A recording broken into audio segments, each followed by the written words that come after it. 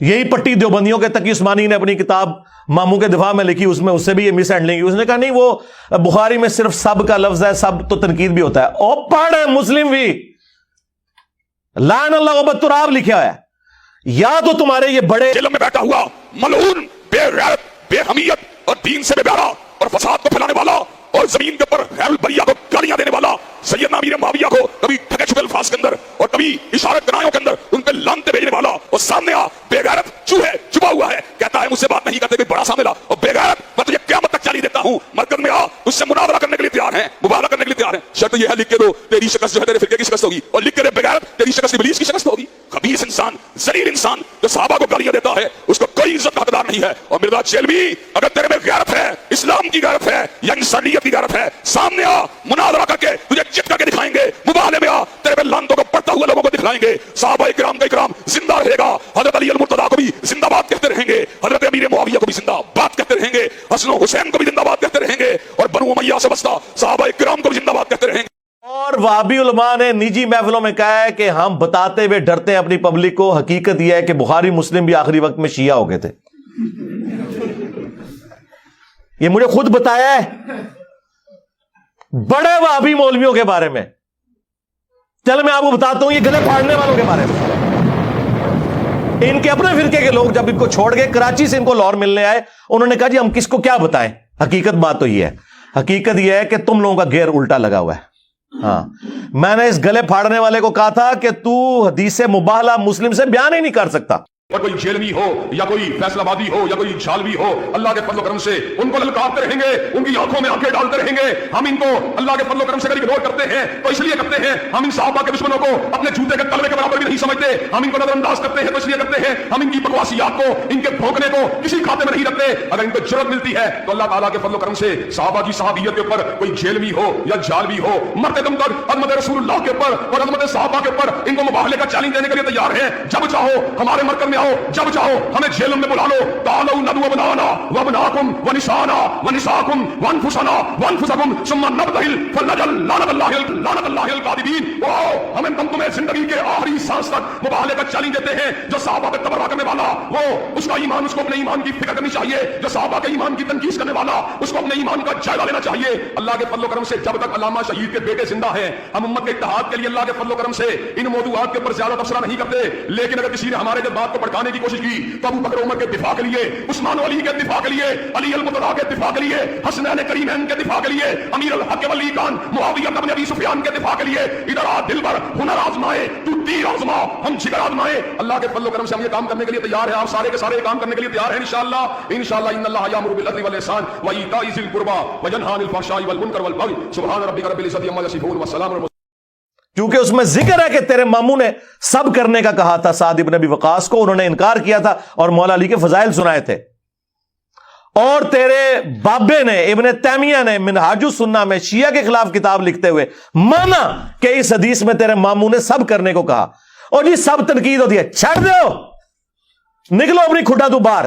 صحیح مسلم میں میرے امام مسلم نے، جس کی کنیت سے تمہیں چڑ ہو، ابو الحسین، ہاں ابو الحسین مسلم بن حجاج القشیری نے اس کے فوراً بعد حدیث لی، غدیر خم کی حدیث 6228 تک 6225 سے، اور اس کے بعد 6229 میں لکھا کہ بنو امیہ کہلواتے تھے لعن اللہ ابو تراب، ابو تراب پر لعنت. تو تنقید، گالی نہیں، اس سے بڑی بات لعنت بھیجتے تھے. اللہ کی لعنت، اللہ کے فرشتوں کی لعنت، تمام لعنت کرنے والوں کی لعنت ہو جو آل البیت کے اوپر لعنت کرواتے تھے.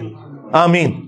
تم لوگوں کا حشر ان کے ساتھ ہو، اور ہمارا حشر جو ہے وہ اللہ کے نبی علیہ السلام، ان کے جانثار خلفائے راشدین، صحابہ کرام اور اہل البیت کے ساتھ ہو علیہم السلام اجمعین. آمین.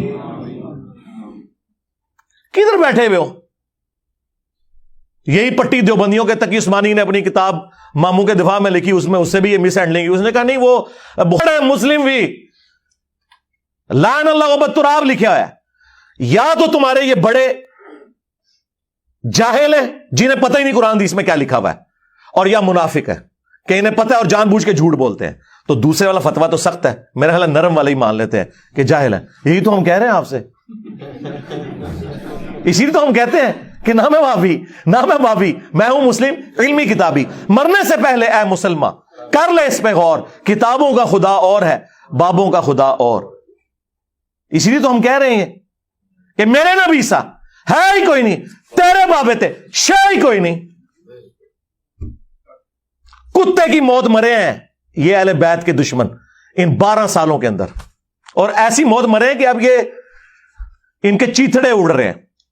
تو اب اس کی تو کوئی ریمیڈی نہیں ہے. اس کی ریمیڈی میں نے شروع دن میں ہی کہا تھا کہ جب تک یہ قرآن بخاری مسلم کا انکار نہیں کریں گے نا, یہ اس مصیبت سے جان نہیں چھڑا سکتے. اور ہم یہی چاہتے ہیں کہ انکار کریں تاکہ کوئی 4 بندے کو ساتھ رہ گئے ان کو بھی پتا چل جائے کہ یہ اصل میں منکرین حدیث ہے. ناصبیت اور انکار حدیث یہ ایسے ہے.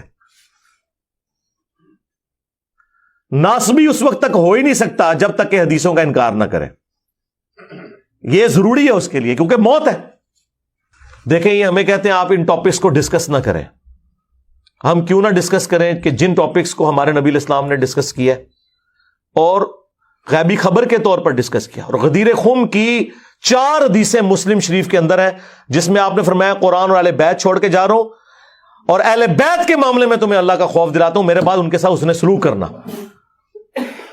اور اس سے بڑھ کر مسلم شریف میں پھر حضرت علی کے لیے بالخصوص آیا کہ علی سے محبت نہیں رکھے گا مگر مومن, علی سے بغض نہیں رکھے گا مگر منافق.